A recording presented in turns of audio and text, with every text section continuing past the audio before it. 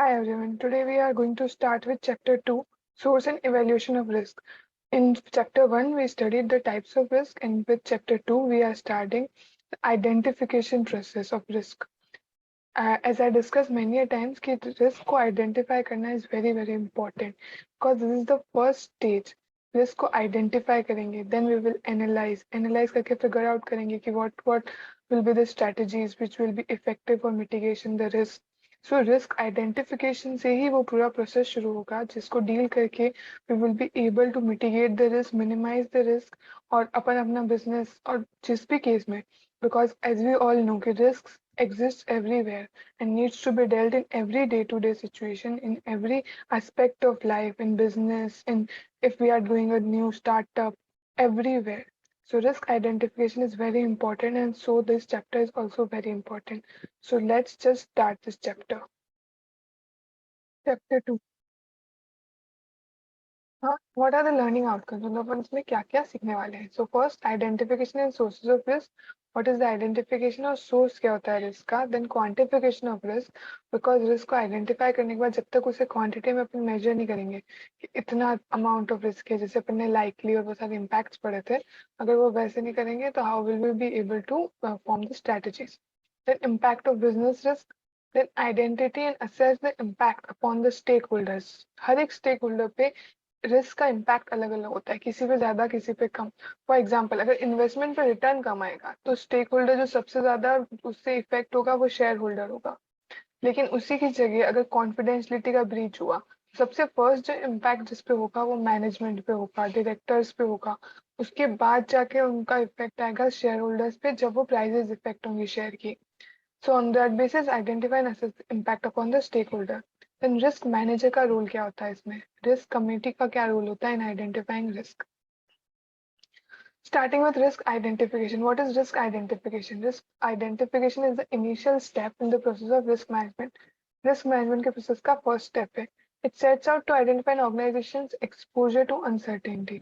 जैसे कि अपन ने पढ़ा था कि अनसर्टेनिटी, जहाँ पे भी अनसर्टेनिटी होती है वहाँ रिस्क हो या ना हो, बट जहाँ रिस्क होता है वहाँ अनसर्टेनिटी फॉर श्योर होती है. Business functions that can be assessed from a risk perspective are. अब कुछ बिजनेस फंक्शंस को फिर से, फॉर एग्जाम्पल अपन ने बहुत सारा पढ़ा कि इतने टाइप्स ऑफ रिस्क हैं, ऐसा रिस्क है, वैसा रिस्क है, रेपुटेशन रिस्क है, रेगुलेटरी रिस्क है, एक्सेट्रा. सिमिलरली बिजनेस फंक्शंस के बेसिस पे रिस्क को 5 टाइप में डिवाइड किया. एक बार अपन ने इसी को 4 टाइप्स में रीड किया है इन चैप्टर 1, अगर आप रिकॉल कर पा रहे हैं तो. सिमिलरली यहाँ किया है strategic, operational, financial, knowledge management and compliance management. सबसे first strategic. Strategic, if you can recall, strategic तब जब अपन बिजनेस शुरू कर रहे होते हैं, जब वो आइडिया आता है सबसे फर्स्ट आपके दिमाग में. At that time whatever the risk are, क्योंकि अपन स्ट्रेटेजी, फॉर एग्जाम्पल जब अपन शुरू कर रहे हैं तो अपन देखेंगे कि क्या वो आइडिया फिजिबल है, फाइनेंशियली फिजिबल है, एनवायरमेंटली फिजिबल है.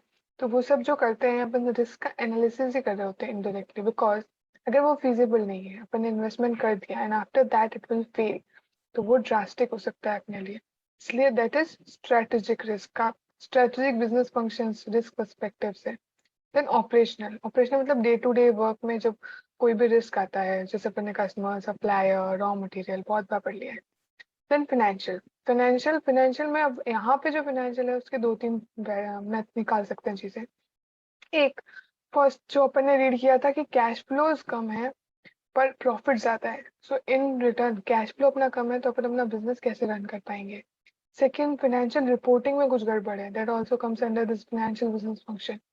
सिमिलरली, अगर फाइनेंस आपका कम है, अगर आपको लोन नहीं मिला है, अगर आपका इक्विटी कम है और आप डेट पे ज्यादा कंपनी आपका रन कर रहा है, this all kind of risk come under financial business functions. Then knowledge management. Knowledge management means management कैसा है आपका, मैनेजमेंट जो स्टाफ आपने जो लिया है, how knowledgeable the staff is, और वो जो भी नॉलेज, जो भी इंफॉर्मेशन आपके पास है वो कितनी सिक्योर है. In compliance management.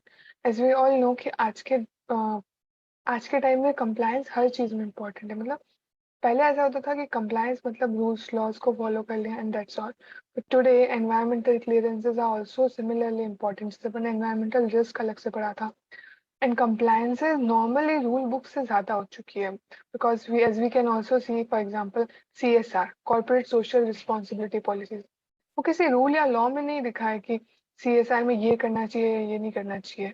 There is a boundary given, framework given, but वो आप क्या करोगे depends on you. That also impacts your business.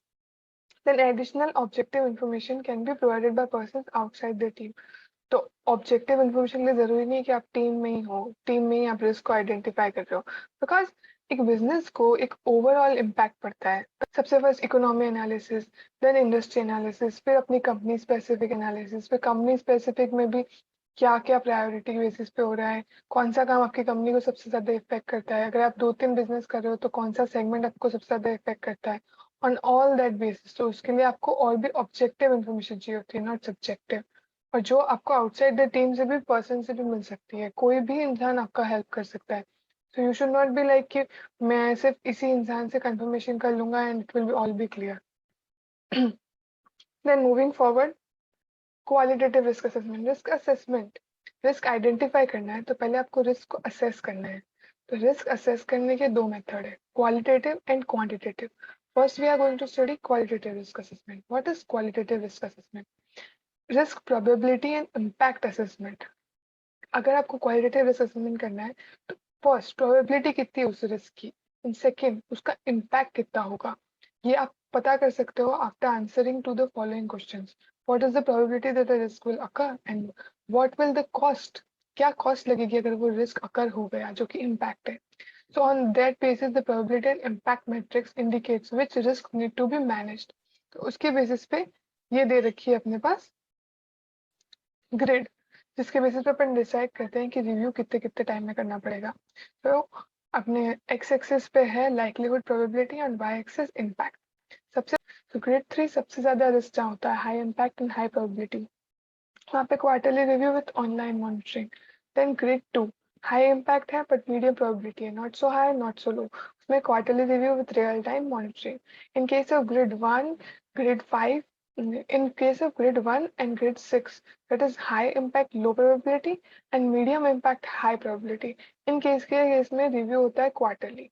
And in case of grade 4, 5 and 9, medium impact low probability, medium impact medium probability, low impact high probability, review होता है हर 6 महीने में. And in case of grade 7 and grade 8 सबसे कम risk है वहाँ पे, इसलिए low impact low probability, low impact medium probability इनके केस में रिव्यू होता है annually.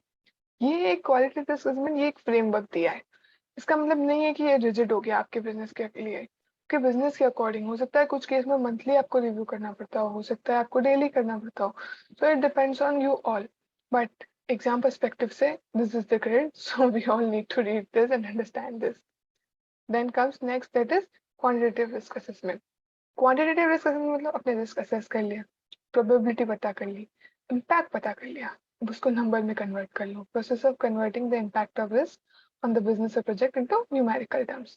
एग्जांपल आप बुक में देखोगे calculation of probability of a public event है. तो सबसे फर्स्ट उस जैसे वो एग्जांपल आप ओपन करेंगे तो सबसे फर्स्ट क्या दे रखा है वहां पे, एक पब्लिक इवेंट का प्रोबेबिलिटी कितना है in good weather and in bad weather. Good weather में फॉर एग्जाम्पल उसका प्रोबेबिलिटी है 60%, कि 60% पब्लिक इवेंट सक्सेसफुल रहेगा अगर गुड वेदर हुआ, और अगर 40% प्रोबेबिलिटी है कि वो बैड वेदर में भी सक्सेसफुल रहेगा. फिर प्रोबेबिलिटी देखो कि गुड वेदर की कितनी प्रोबेबिलिटी है. गुड वेदर की फॉर एग्जाम्पल प्रोबेबिलिटी है 70% एंड बैड वेदर की प्रोबेबिलिटी है 30%. तो प्रोबेबिलिटी फॉर पब्लिक इवेंट का कैलकुलेशन कैसे होगा, probability of good weather in multiply by probability of public event if there is good weather. 70.70 into 0.60 plus 0.30 into 0.40. तो कितना आया 0.70 into 0.60 कितना होता है, कैलकुलेट करो, and that is the probability of a public event. In this, इस तरह से क्वांटिटेटिव रिस्क असेसमेंट को एनालाइज किया जाता है. प्रोबेबिलिटी और इम्पैक्ट उन दोनों को अटैच करके एक न्यूमेरिकल टर्म में इफेक्ट लाना कि कितना रिस्क का न्यूमेरिकल टर्म है, that is quantitative risk assessment. Then comes number of tools and techniques for risk quantification, क्योंकि रिस्क को क्वांटिफाई करना is not so easy. Probability जो है वो भी अपन ने लाए, कहाँ से लाए कैसे लाए, तो ये सारे टूल्स एंड टेक्निक्स है. फर्स्ट है जजमेंट एंड इंट्यूशन. जैसे 60-40% है, फॉर एग्जाम्पल जैसे 60-40% अपन ने लिया और 70-30% लिया. गुड वेदर में 60% पब्लिक इवेंट हो सकता है कि सक्सेसफुल हो, किसी का जजमेंट भी हो सकता है, वो सालों से भी वो ऐसा ही काम कर रहा है, वो प्लानिंग ही करता है, जैसे कि इवेंट मैनेजर्स होते हैं, तो उसका जजमेंट है, उसका इंट्यूशन है, उसे लगता है कि ऐसा होता है मेरे केसेस में, तो ये होगा। Then second, the Delphi approach. Delphi approach के केस में हर एक का जो भी एस्टिमेट होता है, एक्सपर्ट से सबसे फर्स्ट एस्टिमेट्स लिए जाते हैं, फिर उस एस्टिमेट के बेसिस पे ग्राफ प्लॉट किया जाता है। उस ग्राफ प्लॉट करने के बाद जो ग्राफ प्लॉट होता है उस पे एक लाइन, कौन सी स्ट्रेट लाइन उस पे बनती है, and that portion is known as consensus area, और उस बेसिस पे रिस्क को क्वांटिफाई किया जाता है, and that is Delphi approach. Then comes the scoring. Scoring pattern, as we also read, catastrophic है, क्रिटिकल है, मार्जिनल है, नेग्लिजिबल है, उसके बेसिस पे स्कोरिंग दो, फिर उसकी फ्रीक्वेंसी कितनी है उसके बेसिस पे स्कोरिंग दो, फिर दोनों को कंबाइन करो और फिर एक कंबाइंड स्कोर फाइंड करो। Then comes the quantitative techniques. There are a number of quantitative techniques also. Then qualitative techniques. Then expected monetary value. किसी भी चीज का जितना भी परसेंटेज प्रोबेबिलिटी आपने कैलकुलेशन किया उसको मॉनेटरी वैल्यू में कन्वर्ट करो। Then simulation. Simulation is like, आपने जैसे मॉन्टे कार्लो एनालिसिस, सिमुलेशन सब सुना होगा। They are very mathematically techniques, mathematically बहुत ही ज्यादा कॉम्प्लिकेटेड टेक्निक्स होती हैं, जो कि सिस्टम्स लगा के वो थ्योरीज हैं, उसके थ्रू वो फाइंड करते हैं कि सिमुलेशन करके कि this is the risk quantity. Then decision tree, easy, if this will happen, ये दिस विल हैपन, ये होगा, इसको इतनी प्रोबेबिलिटी है, इसको इतनी प्रोबेबिलिटी है, जैसे अपन ने किया तो गुड वेदर और बैड वेदर को कैसे कर सकते थे। सबसे first public event. Public event की प्रोबेबिलिटी, गुड वेदर में इतनी प्रोबेबिलिटी है, बैड वेदर में इतनी प्रोबेबिलिटी है। गुड वेदर की प्रोबेबिलिटी 70%, नहीं ये प्रोबेबिलिटी, बैड वेदर की ये this is decision tree. Then expert judgement. जैसे कि अगर आपको प्रेडिक्ट करना है कि आपका कल मौसम कैसा रहेगा, how will be the your monsoon का क्या होगा, पानी कितना बारिश होगा, थंडर स्टॉर्म आएगा, क्या होगा। सो एक्सपर्ट्स होते हैं वो, जो यही स्टडी करते हैं कि कैसा एनवायरनमेंट रहने वाला है आपका कल। That is expert judgement. Then frequency of loss. Frequency के बेसिस पे कि अनलाइकली है, लाइकली है, सेल्डम है, जो अपन ने सारे रीड किए थे वही। Then scenario analysis. Scenario analysis is kind of Delphi approach, ऐसा मुझे फील होता है, बिकॉज दोनों ही एक ही तरह के होते हैं, but difference is Delphi approach में एस्टिमेट कर रहे हैं अपन और उसके बेसिस पे कंसेंसस निकाल रहे हैं और रिस्क क्वांटिफाई कर रहे हैं। सिनेरियो एनालिसिस में अलग अलग सिनेरियो अपन एस्टिमेट करते हैं कि अगर ये सिनेरियो हुआ, this will be the effect, ये सिनेरियो हुआ तो this will be the effect. So फिर उस सिनेरियो की प्रोबेबिलिटी कितनी है, उस सिनेरियो की प्रोबेबिलिटी कितनी है, और उसके बेसिस पे रिस्क को क्वांटिफाई करते हैं। सो एक ब्रॉड ओवरव्यू है tools and techniques for risk quantification. पूरा डिटेल में अगर आपको रीड करना है तो वही you can go through the book. Then other business risk measurements. और ये जो अपन इतने सारे मेथड पढ़े उसके सिवाय भी बिजनेस रिस्क मेजरमेंट्स और भी हैं। सो मेथड्स, एक्सपेक्टेड लॉस जो होता है, probability types, then value at risk, आपने एसएफएल में पढ़ा होगा, वीएआर वार कैलकुलेट करते हैं अपन, that, unexpected loss measures, tolerance test करो, सेंसिटिविटी एनालाइज करो। सेंसिटिविटी एनालाइज कैसे कर सकते हैं, for example this is the situation, ये सिनेरियो है आपका, और ये करंट सिचुएशन है, फॉर एग्जाम्पल आपका 1,000 रुपया का रेवेन्यू है और आपका 10% एबिटा है। सेंसिटिविटी एनालाइज करनी है आपको, आपके अगर 100 रुपये से रेवेन्यू गिर गया, एबिटा पे कितना इफेक्ट आया, अगर 100 रुपये से रेवेन्यू बढ़ गया तो एबिटा पे कितना इफेक्ट आया। ये एक सेंसिटिविटी एनालिसिस हुआ कि एक चीज, अगर एक पैरामीटर चेंज किया गया तो कितना इफेक्ट आएगा पूरी प्रोबेबिलिटी पे, that is sensitivity analysis. Then financial ratio, statistical sampling and transformation, अपन ने हर एक को डिस्कस किया हुआ है कभी ना कभी अपने सीए के कोर्स में, एंड सिर्फ नेम्स है यहाँ पे, अगर आगे और डिटेल में होगा तो will go through it. Then output, अगर रिस्क क्वांटिफाई कर लिया तो क्या आउटपुट निकलेगा। अल्टीमेट पर्पस क्या है अपना रिस्क आइडेंटिफाई, क्वांटिफाई, एनालाइज करने का, ताकि अपन रिस्क को मिटिगेट कर पाए, मिनिमाइज कर पाए।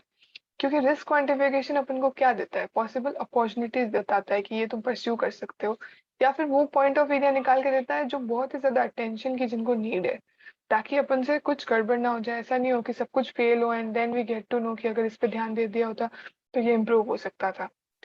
तो common outputs from risk quantification से क्या आउटपुट हो सकते हैं, आपको एक रिस्क स्कोर कार्ड मिल जाएगा कि भाई इसमें आपका इतना रिस्क है, इसमें आपका इतना रिस्क है, इंडस्ट्री आपको इतना अफेक्ट कर रही है, फॉर एग्जाम्पल।